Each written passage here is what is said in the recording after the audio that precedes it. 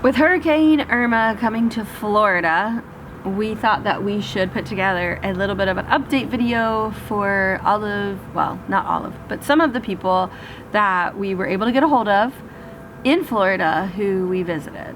And so this is that video. We just want to let everyone know that how they're doing and what's going on. So our first video that we're going to show is from Krista, Rebecca's best friend from elementary school. Yeah.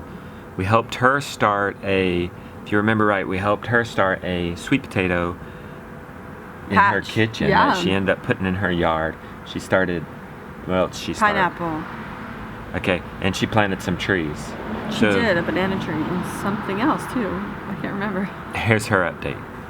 Hey Justin, it's Krista. I am in Atlanta right now with the kids. We left yesterday and drove up. It took about 13 hours. There was not a lot of traffic in Florida, but there was a ton in Georgia. There probably wasn't a lot of traffic in Florida because we left at 3 in the morning, but now I think there's a lot. We put up shutters. We took everything in that was outside. We trimmed any trees that needed trimming and just made sure everything was clean in the house.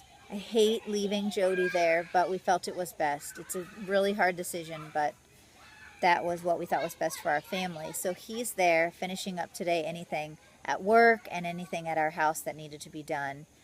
And then he's going to stay at my parents'. They have a concrete house. Our house is wood frame, which is no bueno in a hurricane. So he's going to stay with them. But I want you to know one of the first things that I did that came to mind when I heard there was a hurricane coming. I wanted to pick up all the sweet potatoes because I did not want to lose our sweet potatoes. So the kids and I pulled them out. We got quite a few, actually. So that was kind of neat to do that because that was the first time for the kids. And then I'm hoping that the banana tree and the avocado tree hold up and that our pineapples hold up because they're doing really well. So thanks for asking and wondering how we're doing. The next one is Pete Canaris from Green Dreams, Florida. Remember, he had the banana trees and the food forest, and he's a professional permaculture landscape guy, and he's since started a YouTube channel, doing great there. He's actually keeping us updated with his YouTube channel. If you want more in-depth stuff from him, I'll leave a link to that down in the description. But here's his video update just for us. Just a little update on where we're at with the farm, what we're doing, where the storm's at. You know, it's definitely not looking too good. So unfortunately, we're a little bit more in the eye of this thing now, and nobody really knows what it's going to do. I've been filling gas cans. It took me about 3 hours to get fuel for those this morning, and I have a generator, and we're hoping to keep some of this stuff in our freezers alive, you know, depending on how long we don't have power. I'm on a well. I'm going to have 250 gallons of water in those 2 totes. I have a Berkey filter, same thing we filter our water with already, so, you know, water storage, got that covered. And really today, we are getting anything that can fly. Now we have Mike and Susie near Fort Lauderdale, Florida. If you remember, Mike jammed out his backyard in a food forest garden, and Susie, his wife, was the expert pallet builder.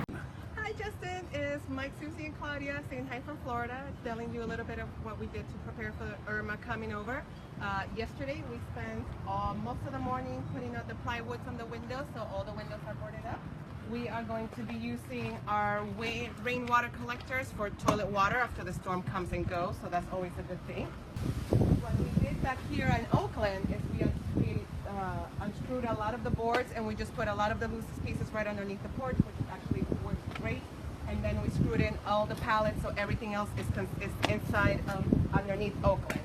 We clear out all the plants down here to make sure that nothing gets blown away. Luckily, we're very, very early in our season, so we just have a few seedlings and a few plants that are going to go underneath the roof and then be protected with the furniture. We're going to put our chickens inside a little carrier. That's how we transport them anyways, and they're going to be living inside our shower for the next couple of days until the sun comes back up. And that's it. Everything else that you see that is loose will be getting put underneath the porch or inside the house, and that is it.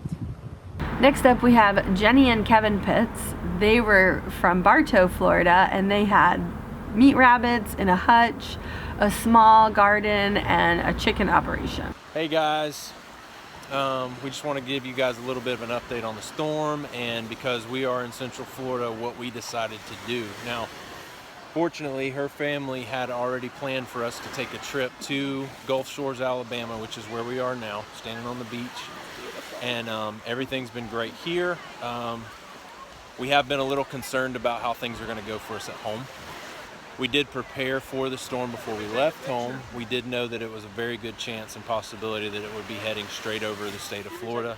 We got prepared at the house as best as we could. We put animals away, we put things in the yard away, and just got the house as hurricane as prepared as we could. Our neighbors were doing the same. And from what we hear about home, the way that it could really affect our area here today, as far as what you've heard, is we are going to have some major winds, a lot of rain, anywhere between 6 to 12 inches of rain in our area.